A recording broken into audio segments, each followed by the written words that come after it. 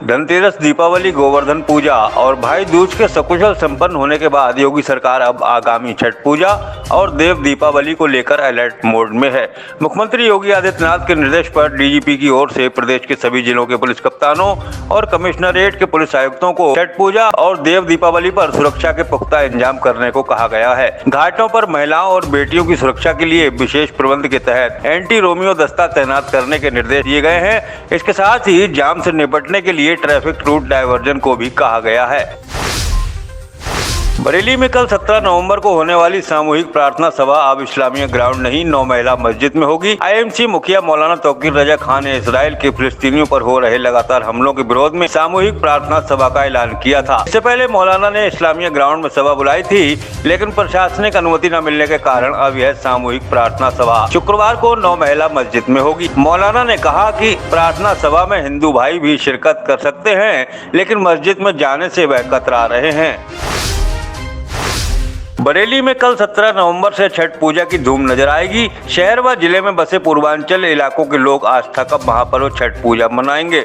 नहाए खाए की परंपरा के साथ शुरू होने वाले पर्व को दीपावली के बाद मनाया जाता है। इस पर्व पर छठी मैया की पूजा के साथ भगवान भास्कर की उपासना की जाती है। महिलाएं बच्चों के स्वास्थ्य, सफलता और दीर्घायु के लिए 36 घंटे तक कठिन उपवास करती हैं।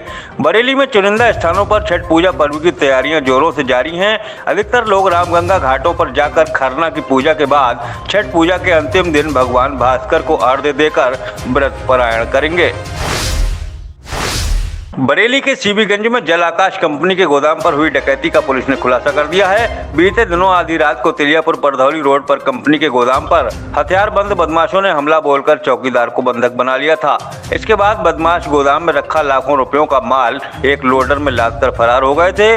घटना के बाद से ही पुलिस डकैती डालने वाले बदमाशों की तलाश में जुटी थी। पुलिस ने लूट के 8 आरोपियों को बंडिया नहर के पास से गिरफ्तार कर लिया है, जबकि बदमाशों के 4 साथी फरार हो गए हैं। फरार बदमाशों की पुलिस तलाश कर रही है। पकड़े गए बदमाशों के पास से पुलिस ने आयशर कैंटर ट्रक व पिकअप गाड़ी समेत लूटा गया शटरिंग का सामान बरामद किया है। बरेली में पहली बार मशहूर भजन गायक कन्हैया मित्तल 19 नवंबर को धूम मचाने शहर में आ रहे हैं। कन्हैया मित्तल के खाटू श्याम और बालाजी महाराज पर आधारित भजन देश और दुनिया भर में खूब फेमस हैं। भजन संध्या की तैयारियां जोरों से चल रही हैं। कार्यक्रम के आयोजक मंडल के सदस्य धर्मेंद्र सिंह तोमर ने बताया कि शहर के बिशप मंडल इंटर कॉलेज ग्राउंड पर खाटू श्याम भजन संध्या का आयोजन किया जा रहा है। भजन संध्या में खाटू श्याम मंदिर सीकर के पुजारी मानवेंद्र चौहान भी मौजूद रहेंगे। भजन संध्या शाम 6 बजे से शुरू होगी। कन्हैया मित्तल रात 9 बजे से मंच पर अपनी प्रस्तुति देंगे। बरेली में कार की टक्कर से मां के साथ ऑटो से जा रही 5 साल की मासूम बच्ची की मौत हो गई। रामपुर की मिलक निवासी संध्या भाई दूज के मौके पर बेटी शगुन और बेटे अगम के साथ बरेली मायके आई थी। दोपहर के समय ऑटो से उतरने के बाद सड़क पार करते समय यह हादसा हो गया। हादसे के बाद स्थानीय लोगों ने आनन फानन में बच्ची को अस्पताल पहुंचाया। इलाज के दौरान 5 साल की बच्ची शगुन ने दम तोड़ दिया। हादसे के बाद चालक कार छोड़कर फरार हो गया। पुलिस ने कार को कब्जे में लेकर कार्रवाई शुरू कर दी है। त्योहार के मौके पर हुए हादसे से घर में मातम छाया हुआ है।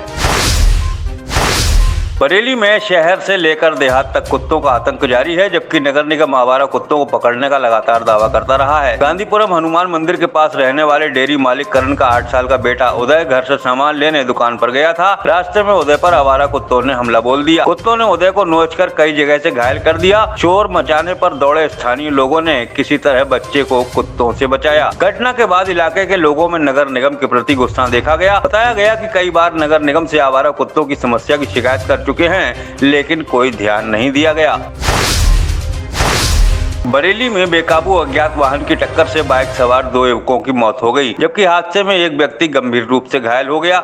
मीरगंज के पहुंचा खुर्द गांव निवासी नेत्रपाल घर से देर रात गांव के ही अजय और परविंदर के साथ किसी काम से गया था। वापस आते समय नदी के पुल के पास तेज रफ्तार से आ रहे अज्ञात वाहन ने उनकी बाइक को टक्कर मार दी। हादसे में नेत्रपाल और परविंदर की मौके पर ही मौत हो गई। मौके पर पहुंची पुलिस ने अजय को नाजुक हालत में अस्पताल में भर्ती कराया है। टक्कर मारने वाले वाहन की तलाश की जा रही है।